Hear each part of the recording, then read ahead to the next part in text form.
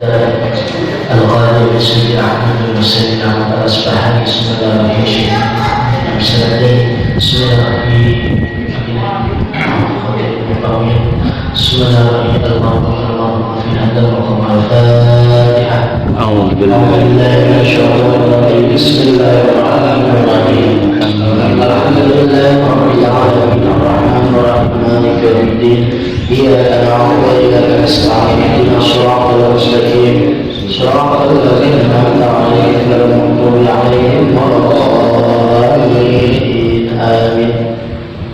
بسم الله الرحمن الرحيم الحمد لله نحمده ونستعينه ونستغفره ونعوذ بالله من شرور أنفسنا ومن سيئات أعمالنا من يهد الله فلا مضل له ومن يضلل فلا هادي له أشهد أن لا إله إلا الله وحده لا شريك له وأشهد أن سيدنا ونبينا محمدا عبده ورسوله أما بعد فإن أصدق الحديث كتاب الله تعالى وخير الهدي هدي سيدنا محمد صلى الله عليه وسلم وشر الأمور محدثاتها وكل محدثة بدعة وكل بدعة ضلالة وكل ضلالة في النار. قالوا سبحانك لا علم لنا إلا ما علمتنا إنك أنت العليم الحكيم. صدق الله صدق رسوله صلى الله عليه وسلم. قال المعلم رحمه الله تعالى ونفعنا به وبعلومه وببركاته في الدارين آمين. وسننها قبل الدخول فيها سيئان, dan sunnah-sunnah sebelum masuk sholat kata musannif ini ada dua. Yang pertama al-azanu wal iqamatu, pertama azan, yang kedua iqamah. Pada beberapa minggu lalu kita sudah membahas tentang masalah rukun sholat, yang mana rukun sholat itu merupakan hal terpenting yang harus kita lakukan ketika kita melakukan ibadah sholat. Pada malam hari ini kita membahas tentang sunnah apa saja yang dilakukan sebelum masuk sholat. Yang pertama azan, yang kedua iqamah. Pertama azan, kedua iqamah. Jadi kita kalau misalnya mau sholat subuh, sholat asar, subuh, zuhur dan sebagainya, maka sunnahnya yang pertama kali azan, yang kedua adalah iqamah. Jadi azan dan iqamah jangan kita tinggalkan kalau mau untuk melakukan ibadah sholat, khususnya sholat-sholat yang wajib. Wa ba'da dukhuli fiha, dan setelah masuk sholat apa sunnahnya? Yang pertama at-tasyahhudul awal. Pertama tasyahhud awal. Kalau kita sholatnya yang bangsa 3 atau 4 rakaat, maka kita disunnahkan untuk melakukan yang namanya tasyahhud awal. Di sholat zuhur ada di rakaat kedua, di sholat asar ada di rakaat kedua, sholat maghrib dan sholat isya itu hukumnya sunnah ketika kita melakukan tasyahhud awal. Kalau kita lupa tasyahhud awal bagaimana? Nanti di akhir sebelum salam kita disunnahkan untuk sujud sahwi. Kalau lupa juga sujud sahwi bagaimana? Tidak apa-apa, karena hukumnya hanya sunnah. Ini dinamakan sunnah tambahan. Yang kedua wal qunutu fi subhi, yang kedua qunut di waktu subuh. Nah, kita orang-orang yang berada di mazhab Imam Syafi'i ada satu sunnah yang memang sangat dianjurkan adalah ketika kita sholat subuh qunut. Allahumma hdina fiman hadai wa afina fiman afai wa tawallana fiman tawallai wa barik lana fima afai wa qina bi rahmatika syarra ma qadai. Ada doa selanjutnya itu tidak dibaca jahat, sedangkan Allahumma hdina dibacanya jahat keras. Kenapa? Karena di 5 doa tersebut itu namanya doa, maka doa disunahkan untuk keras. Sedangkan kalimat innaka tapi makhluk doa satu selanjutnya itu namanya tanah, bukan doa, maka dibaca sir, dibaca secara pelan, enggak dijahatkan. Ditutup dengan kalimat wassallallahu ala sayyidina Muhammadin nabiyil ummi. Nah, itu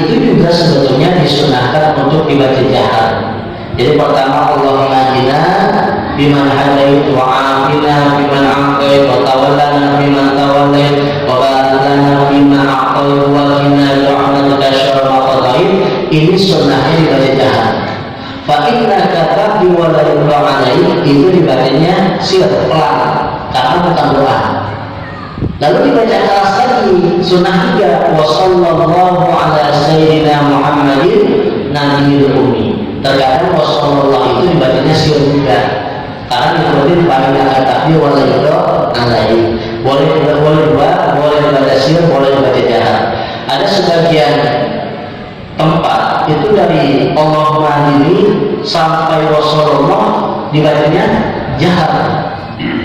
Bagi sekarang nih masih ada musibah wabah corona, banyak menambahkan tentang doa talak bala. Ya Allah manfa'anna al-bala wal bala wal waba wal fasha wal munkar wasulub wal mukhtalifah wa syada'id wal mihana ma zahara minha wa batan min baladina Indonesia khususnya wa sa'irul dari muslimina innaka ala kulli syai'in. Itu tambahkan. Boleh tidak? Boleh, karena memang kondisinya sedang ada sebuah wabah penyakit. Nah, pada beberapa minggu lalu saya katakan tadi sebelum masuk sholat itu ada dua hal, azan dan iqamah. Azan dan iqamah itu dilakukan apabila kita mau melakukan sholat bil maktubah, sholat fardu. Wa amma adapun sholat yang tidak ada azan dan tidak ada iqamah, bagaimana memanggilnya? Memanggil kalimat as-sholatu jami'ah atau as-sholata jami'ah.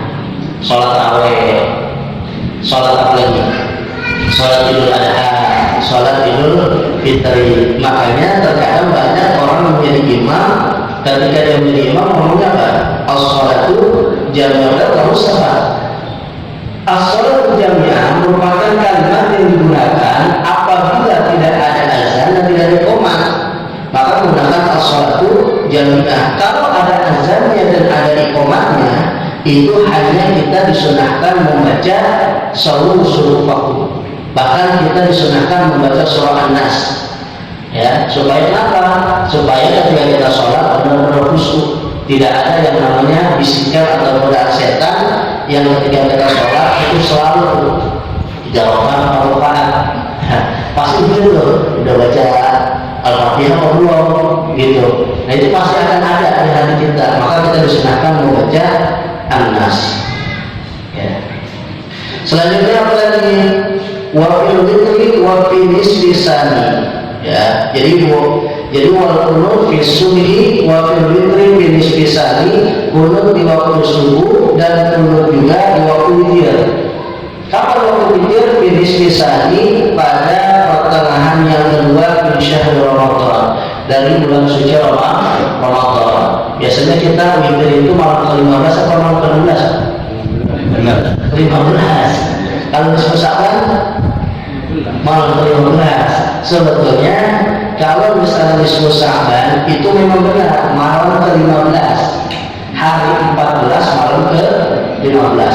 Tapi kalau kunut di waktu witir di bulan Ramadan itu bukan nisfu awal, bahasanya nisfu tsani, nisfu yang kedua. Kapan nisfu yang kedua? Pada malam yang ke-16. Jadi kan bulan itu ada 30 hari. Nisfu awal setelah bulan itu dari tanggal 1 sampai tanggal 15. Nisfu yang kedua setelah yang kedua dari 16 sampai 30. Kalau nisfu Sya'ban itu benar tuh malam ke-15. Tapi kalau nisfu Ramadan itu bukan pada malam ke-15, pada malam ke-16. Maka di Indonesia khususnya pada malam ke-16 itu ganti surah. Walaupun banyak di tempat kita malam ke-15 sudah ganti surah, banyak kan? Hanya malam ke-15 sudah pasti ganti surah. Tapi kalau dalam kita mengacu kepada kitab kuning khususnya Fathul Qorib, kapan itu kita disunahkan untuk ganti surah dan membaca qunut di waktu witir? Itu pada malam yang ke-16. Gitu. Yang sudah ke pesantren Anidah itu 16. Di Al-Qur'an itu 16. Hampir memang masyarakat kita pada malam ke-15 ya yang kunut di waktu witir. Nah, ini perlu untuk kita sedikit berubah ya. Karena memang literatur yang kita baca itu kebanyakan redaksinya bukan nisful awal tapi nisful tsani. Wahai atuha. Nah, sekarang kita mau bahas tentang sunnah hayat. Kalau tadi itu sunnah-sunnah akad yang mana kalau kita tinggalkan kita dianjurkan untuk sujud sahwi. Kalau sekarang ini sunnah-sunnah yang kita lakukan di dalam sholat, kalau kita tinggalkan itu gak apa-apa. Ada berapa itu? Wahai atuha khamsata asyara khoslatan. Sunnah-sunnah hayat itu ada 15. Pertama, raf'ul yadaini inda takbiratul ihram. Pertama, mengangkat dua tangan ketika takbiratul ihram. Jadi ketika kita sholat, usolli fardhu zuhri sunnah. Allahu akbar wajib kan? Ucapan Allah wajib karena takbiratul ihram. Nah, tadi Allahu akbar disertakan wajib atau sunnah? Sunnah. Kalau kita mengatakan boleh nggak? Boleh, karena hukumnya sunnah hayat. Sunnah. Perkara sunnah diikutin. Ada istilah ulama di sini. Ada yang mengatakan yang namanya mengangkat tangan itu hazwa al-kibai, sejajar dengan pundak. Ada sebagian ulama mengatakan di bawah uzun ini. Jadi Allahu akbar di bawah apa nih? Talinya. Ada yang mengatakan Allahu akbar itu di bawah leher. Allahu akbar. Mengambil sebuah dalil inna a'tainaka kal kautsar fasholli lirabbika Allahu akbar. Ini kebanyakan orang Cina sholat ini. Lalu mana yang lebih tepat kita untuk namanya takbiratul ihram? Takbiratul ihram itu tahta sadri wa fawqa surati, di bawah dada dan di atas pusat. Nah, tangan kanan ini menggenggam di sebelah di atas tangan kiri. Modelnya ada banyak. Pertama ada yang seperti ini. Jadi tangan kita ini ditegakkan. Ada yang sedekah. Ada sebagian ulama itu berada di sebelah kiri. Karena memang ulama musuh kita sebelah kiri itu tidak ada. Untuk menjaga, kalau dulu bisa dipraktekkan, banyak penjajah zaman penjajahan ada bolong di sini. Tujuannya memang di sebelah kiri ini banyak sekali. Karena tidak ada tulang rusuk kita di sini, agak kosong, maka agak sedikit Imam Ghazali mengatakan agak sedikit dimiringkan sebelah kiri. Nah, ini hukumnya sunnah. Mau seperti ini boleh, mau di bawah dan di atas pusar boleh, mau irsal itu Imam Malik irsalnya. Jadi ketika Allah Akbar harus takut, tapi apa ya irsal itu nggak apa-apa. Ya, ada lagi orang yang mengangkat tangan itu putar Allahu Akbar. Nggak diputar. Allahu Akbar. Ya. Ada yang luar biasa. Kesalahan satu. Tapi boleh nggak boleh? Itu memang ada redaksinya. Kenapa demikian? Agar tangan yang pertama kali ke dada itu sebelah kanan. Allahu Akbar. Jadi ini supaya kita punya Allahu Akbar. Itu kemudian. Supaya tangan kanannya duluan kemana? Ke dada. Semua itu boleh. Tadi apalagi itu hal-hal yang punya sunnah, mengangkat tangan dan juga kita sedang. Ya. Jadi mengangkat tangan harus baik. Mengangkat tangan ini ada yang seperti ini, ada yang kepada kuping, ada yang seperti ini. Semua itu benar. Kenapa? Karena ini namanya hazwa mankibai. Dan hukum mengangkat tangan adalah sunnah hayat. Yang kedua, wa inda ruku, dan ketika ruku. Jadi kita selesai membaca surah Qul huwallahu ahad, Allahus samad, lam yalid wa lam yulad wa lam yakul lahu kufuwan ahad. Allahu akbar. Allahu akbar namanya takbir. Namanya takbir intiqal. Kalau pertama kali Allahu akbar ada takbiratul ihram, hukumnya wajib mengucapkan Allahnya. Walam yulid walam yulad walam yakul lahu kufuwan ahad. Allahu akbar namanya takbir intiqal. Apa intiqal? Berpindah antara satu rukun ke rukun selanjutnya. Kita habis berdiri kan rukun ini, maka kita berpindah ke rukun selanjutnya mengucapkan kalimat Allahu akbar, maka rukun. Nah, disunahkan untuk mengangkat tangan. Lam yalid wa lam yulad wa lam yakul lahu kufuwan ahad. Allahu akbar. Wa inda ruku' wa raf'i minhu, dan bangun dari ruku'. Allahu akbar. Dulu ucapan itu bukan sallallahu liman hamidah, tapi ucapannya adalah Allahu akbar semua. Mulai dari ruku', i'tidal, sujud, duduk di antara dua sujud, sujud lagi, bangun dari sujud, semuanya mengucapkan kalimat Allahu akbar. Kenapa? Ketika dia mengatakan sallallahu liman hamidah, karena pernah suatu ketika Abu Bakar As-Siddiq, sahabat Rasulullah SAW, hampir ketinggalan berjamaah kepada Rasulullah. Maka pada saat itu turun malaikat Jibril memberitahu ya Rasulullah, di luar sana ada sahabat bernama Abu Bakar yang hampir ketinggalan, bahasa kita tunggu dulu. Maka turun perintah untuk mengucapkan kalimat sami Allahu liman hamidah. Maka kita disunahkan menjawab Rabbana walakal hamd atau Rabbana lakal hamd.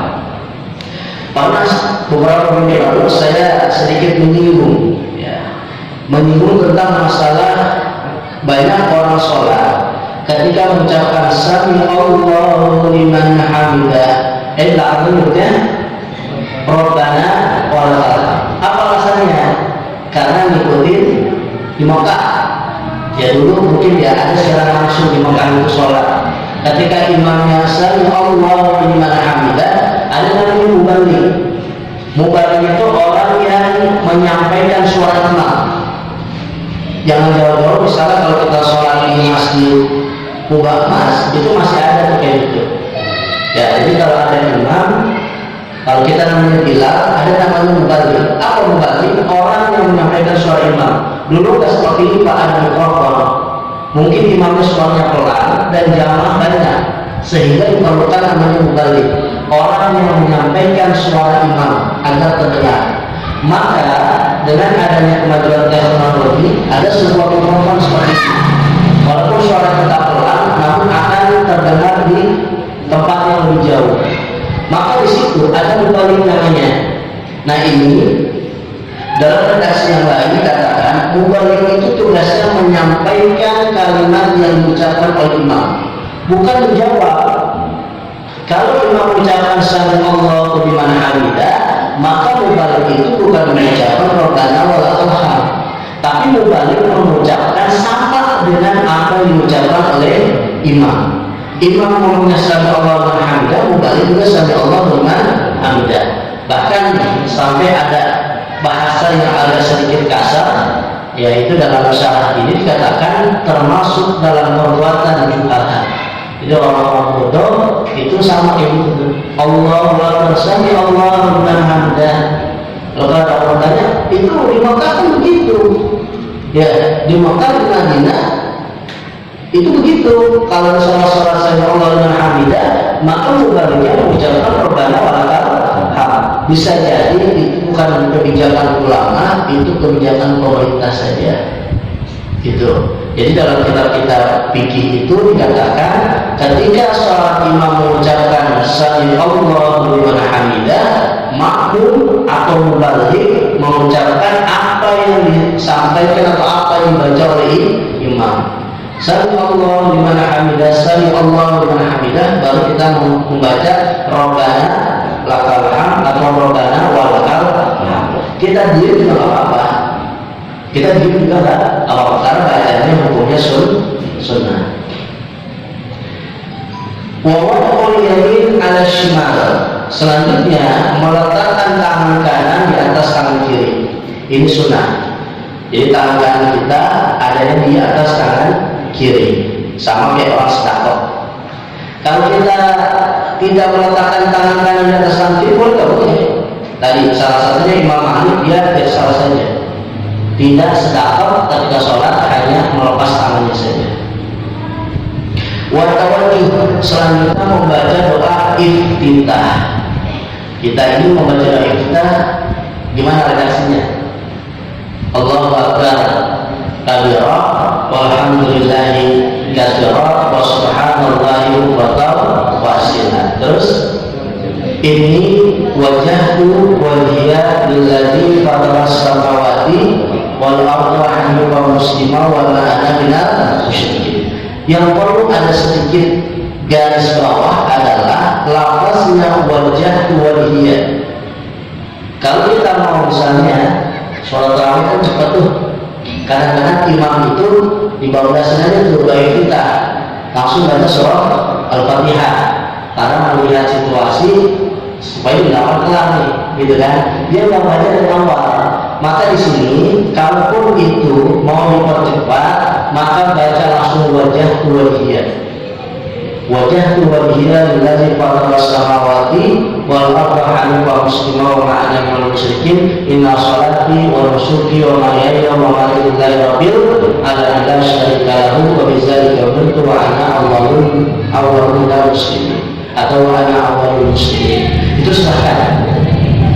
Ada sebagian orang sekarang mencoba mengkoreksi.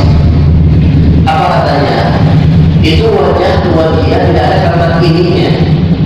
Nggak ada kalimat ini wajah wajhiyah. Kalau membaca iftitah cukup kalimat wajah wajhiyah. Ini sekali lagi kita banyak disalahin amaliyah kita. Memang hadis-hadis yang sahih, hadis-hadis yang bertebaran itu nggak ada kalimat ini. Cukup wajah wajhiyah saja. Allahu akbar kabira walhamdulillahi subhanallah wa tawasila. Ini wajah itu badan. Bahkan Allah akbar kabira dibaca langsung pada wajah wajhiyah. Hadis yang seperti itu langsung wajah wajhiyah. Dari Allah akbar kabira sampai kalimat ini itu ada tambahan. Barangkali ini menyambung atau dalam bahasa Arab namanya iktibas di dalam Al-Quran karena ada kalimat ini wajahku. Jadi kalau ada orang yang hanya membaca iftitah wajah wajhiyah silakan. Kalau ada orang yang membaca dan Allah akbar kabira dan menambahkan ini itu silakan, itu nggak salah. Ataupun ada orang sholat membaca itu redaksinya tapi membaca Allahumma baik, kita nggak mau lihat nih. Ya biasanya orang ya orang-orang yang di luar kita itu bukan Allah akbar kabira tapi Allahumma baik, boleh nggak apa-apa. Apalagi hukumnya sunnah. Disinilah keluasan dalam kita bertoleransi antar pendapat ulama. Apalagi ini perkara yang hukumnya sunnah, tidak wajib. Silakan saja. Allahu akbar kabira, Allahumma ba'id, silakan karena hukumnya sunnah. Selanjutnya adalah wal isti'adzah. Kita membaca a'udzu sebelum membaca Al-Fatihah. A'udzubillahi minasyaitonirrajim. Baru bismillahirrahmanirrahim. A'udzunya dibacanya secara sir, bismillahnya dibaca secara jahar. Kalau kita nggak baca juga tidak apa-apa karena hukumnya sunnah ayat. Selanjutnya wajahmu fi maudihi. Sholat jahar dibaca jahar pada tempatnya. Kapan sholat itu dibaca jahar? Pertama sholat subuh, kedua 2 rakaat maghrib dan 2 rakaat isya, yang keempat sholat Jumat, yang kelima adalah sholat Idul Fitri dan Idul Adha. Semuanya dibaca jahar dari mulai Allahu Akbar, Al-Fatihah sampai selanjutnya. Sholat subuh, sholat maghrib dan sholat isya kenapa dibaca jahar? Sedangkan zuhur, asar itu dibaca sir. Kalau kita balik nggak apa-apa. Karena waktu itu saya sholat, ternyata sholat zuhur, imamnya dibaca apa? Dibaca jahar, bismillah kencang, gitu. Dikira sholat Jumat kan ini. Bismillah dibaca jahar, sah sholatnya. Ya, cuman tadi mungkin dia nggak tahu ya namanya sholat zuhur itu harus dibacanya sir. Kalaupun dia mau baca jahar silahkan, tapi mukhalif di sunnah, hukumnya hanya makruh saja. Ya. Lalu kenapa maghrib, isya bahkan subuh dibaca jahar? Karena itu waktu-waktu malam, di mana waktu malam ketika kita membaca itu lebih khusyuk. Coba Pak praktekin dan kita renungi. Kita sholat maghrib, sholat isya, sholat subuh, walaupun kita tidak berjamaah sholat sendiri aja kita baca jahar Pak. Bismillahirrahmanirrahim, alhamdulillahirabbil alamin. Itu lebih khusyuk dibandingkan kita bacanya pelan. Zohor, mulai Zohor, panas-panasnya sekarang kita baca sir, udah gitu kita nggak mungkin isinya, maka itu bisa mengurangi khusyuk kita. Maka waktu malam karena memang suasananya sunyi, orang itu membaca Al-Fatihah itu lebih khusyuk dan lebih mengenal. Sama kita baca buku, baca kitab baca buku, coba praktekin. Orang baca buku cuma dalam hati, ya, belum baca hati, itu fokusnya kurang. Ketika kita membaca sesuatu itu dengan mengeluarkan suara, maka disinilah ulama mengatakan di waktu maghrib, isya dan subuh sangat dianjurkan untuk membaca secara jahar untuk menambah khusyuan kita, karena memang waktu-waktu tersebut adalah waktu yang baik untuk kita berdoa kepada Allah Subhanahu wa Ta'ala. Wal israr bi mawdihi, dan membaca sir atau membaca pelan pada tempatnya. Hanya sholat apa? Zuhur, sholat asar, sholat maghrib itu dibacanya sir. Wa tahmid, dan membaca amin. Nah, imam dan makmum itu sangat disunahkan membaca amin. Bahkan ada yang menambahkan Allahumma firli setelah amin, boleh, karena memang ada ketentuannya setelah membaca amin membaca Allahumma firli. Wa qira'atu surah ba'da al-Fatihah, dan membaca surah setelah al-Fatihah. Surah apa saja? Surah apa saja? Dan dalam membaca surah ini yang lebih utama, lebih baik apabila membaca surah itu selesai dari ayat pertama sampai ayat terakhir. Terkadang ada orang membaca surah dari Al-Quran, Anas Al-Quran maksudnya. Jadi surah-surah yang panjang, ya, selain daripada juz yang ketiga dulu membaca misalnya Aqimus Sholat, dulu Islam sila pasal lain, atau misalnya ketika sholat Jumat membaca surah Al-Jumu'ah.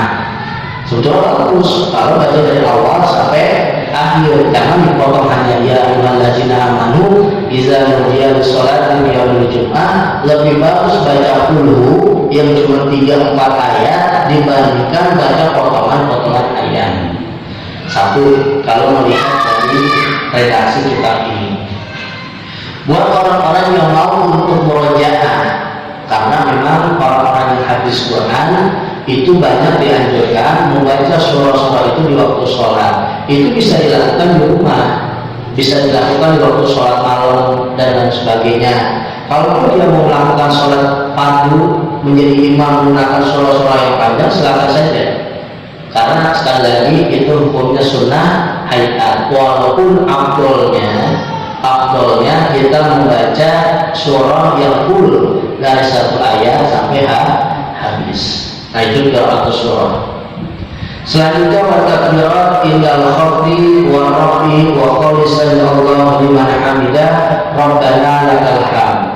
Selanjutnya kita membaca surah setelah Al-Fatihah dan beberapa takbir ketika bangun, ketika ruku, dan mengucapkan sami Allahu liman hamidah dan menjawab rabbana lakal hamd. Wa tasbihu fi ruku, dan membaca tasbih waktu ruku, wa sujud, dan waktu sujud. Ketika ruku kita subhana rabbiyal azimi, ketika sujud subhana rabbiyal a'la. Itu baca-baca tasbih yang sering kita baca. Wa wad'ul yadaini 'alal fakhidhaini fil julus yabsutul yusra wa yaqbidul yumna ilal musabbihat. Selanjutnya meletakkan dua tangan di atas dua paha di waktu sujud, yabsutul yusra, yang ia bentangkan sebelah kiri, wa yaqbidul yumna, dan ia genggam sebelah kanan, kecuali illal musabbihat, kecuali tunjuk. Jadi kalau kita duduk nih, duduknya di mana? Di antara dua sujud. Pertama, meletakkan dua tangan di atas dua paha. Selanjutnya, yang yabsutul yusra, yang sebelah kiri ini jangan digenggam, dilepas, ya, dihamparkan, dilepas. Wayudhiluna, sedangkan tangan kanan itu digenggam. Illa musafihah, kecuali telunjuknya jangan digenggam, dilepas telunjuknya.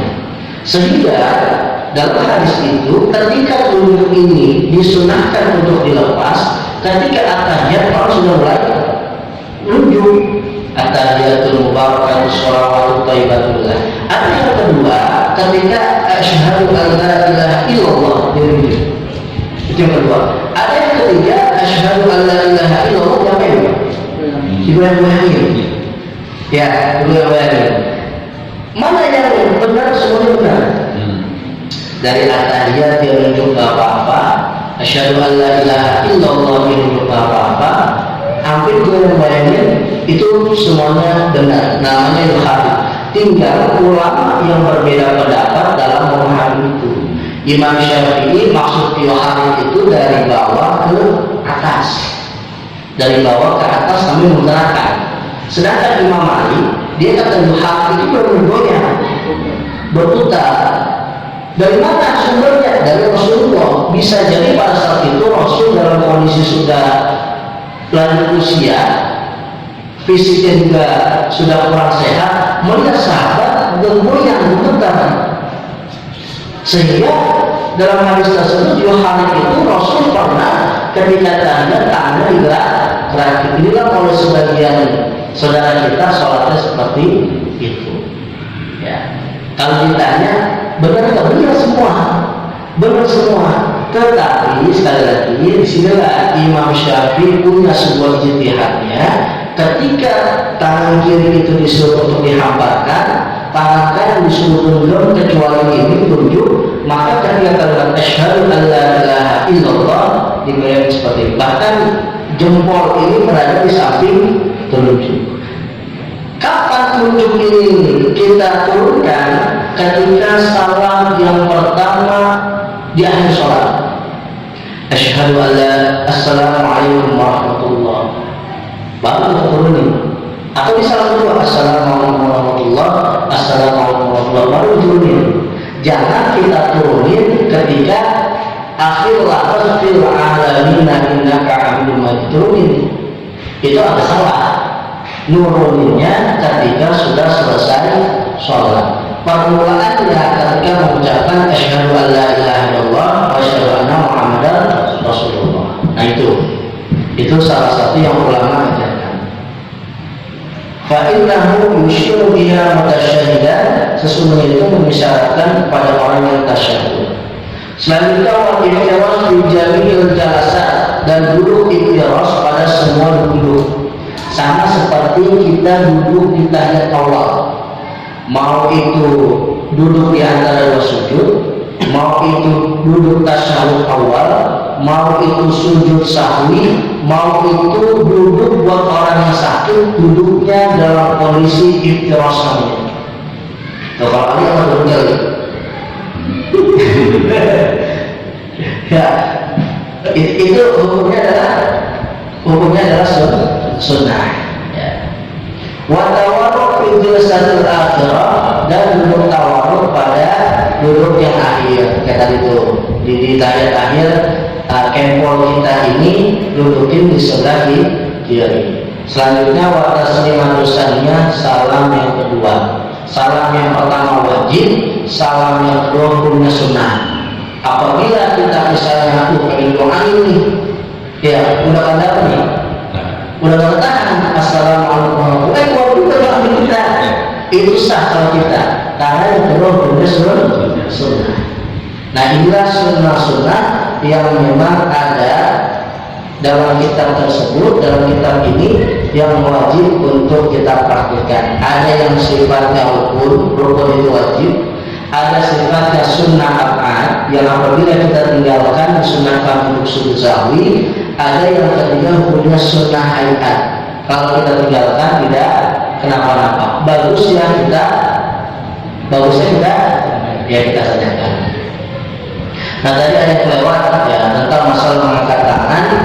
Mengangkat tangan itu sunnahnya apa tadi? Pertama takbiratul ihram, yang kedua ketika ruku, yang ketiga itu ketika iktidal, dan yang terakhir ketika kita mau naik di rakaat yang ketiga. Tasawuf awalnya Allahumma sholli ala sayyidina Muhammad wa ala ali sayyidina Muhammad. Allahu akbar. Kita disunahkan mengangkat tangan di rakaat pertama dan di rakaat keempat tidak disunahkan.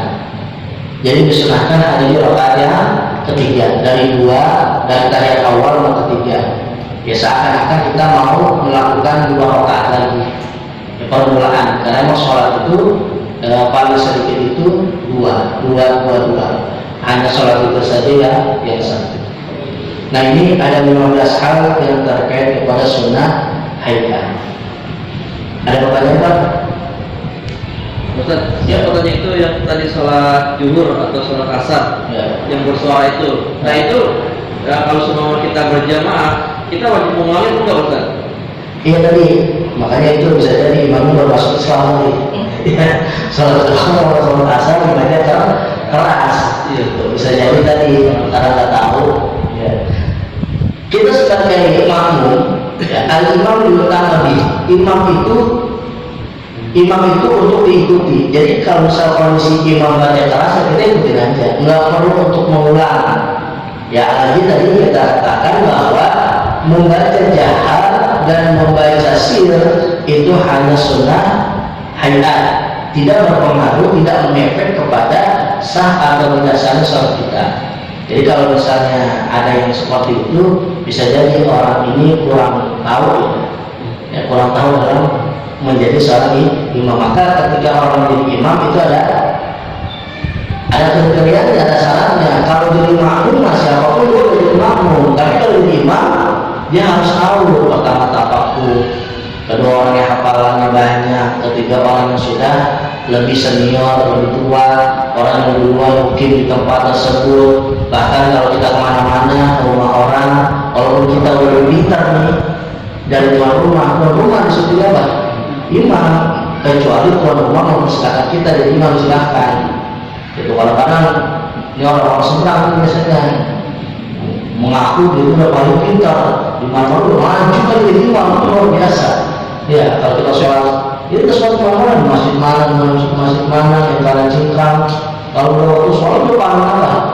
Paling depan gitu. Mungkin bacanya benar. Iya, karena menurut kan kan perbuatan yang kita lakukan itu kan menyalahi hadis-hadisnya gitu. Kalau belakangan kayak gitu sekarang ya, karena baru belajar 1-2 hadis, ketika di mana-mana udah maju aja jadi imam. Kita juga kadang kalau tahu ayolah lama-lama jadi orang mulai maju. Maju aja terus gitu. Makanya kalau ada orang di mana-mana sholat misalnya di sini sholat hidayah, kita nggak tahu nih orang ini siapa, lebih baik kita aja sholat juga. Kalau misalnya di sini emang sering rawatib di sini, emang musim sering rawatib di sini, ada orang mana-mana udah maju gitu. Kenapa? Justru kita lebih afdol dibandingkan orang dari mana-mana. Lagi kalau sholat jahar biasanya agak pakai baca bismillah, agak pakai kunut, agak pakai doa secara jahar, kan begitu sekarang yang terjadi gitu. Iya, banyak kayak gitu. Maka sekarang itu bukan hanya malam senggang yang banyak, malam masjid juga banyak.